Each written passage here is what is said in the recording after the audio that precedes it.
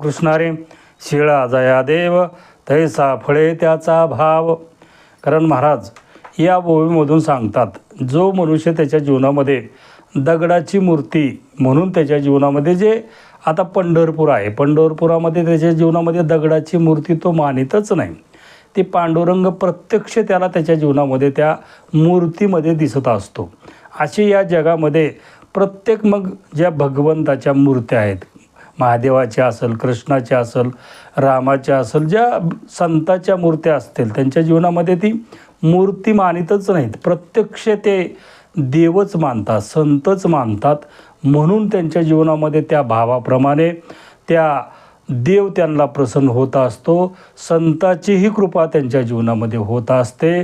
ज्याच्या जीवनामध्ये मूर्तीमध्ये त्याला दगडच दिसतो, त्याच्या जीवनामध्ये संताचीही कृपा होत नाही, देवाचीही कृपा होत नाही, असं